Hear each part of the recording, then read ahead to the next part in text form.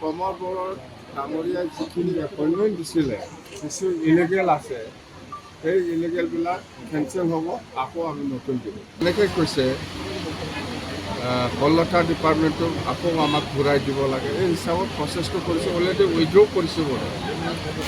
আৰু আমাৰ D C মহোদয়ক যিটো ছেক্ৰেটাৰী হিচাপে দায়িত্ব দিছিল, এইটোও মানে উইড্ৰ কৰাৰ নিচিনা উইড্ৰ কৰিম বুলি কৈছোঁ। মুঠতে বি টি চিটো আগৰ নিচিনা গোটেই ক্ষমতাটো লৈ পেলাই শাসন কৰিব পাৰে। গোটেই নতুন নিযুক্তি ফ'ৰ্থ গ্ৰেড যিটো ক্ষমতা এইটো আগৰ নিচিনা হ'ব। মিডিয়াৰ কাৰণে আপুনি হাউচ বনাই দিব, ঘৰ বনাই দিব বুলি কৈছিল প্ৰত্যেকখন জিলাত। বনাবতো যিটো কৈছে মই বনাব, বকেদাৰত বনাব, বাক্সাত বনাব, থামতি হিচাপে বনাব, ওদালগুৰি। আমাৰ 5টা জিলাত আপোনালোকৰ কাৰণে ভৱন থাকিব। কমৰবোৰত ডাঙৰীয়াই যিখিনি এপইণ্টমেণ্ট দিছিলে কিছু ইলিগেল আছে, সেই ইলিগেলবিলাক কেঞ্চেল হ'ব, আকৌ আমি নতুন দিব।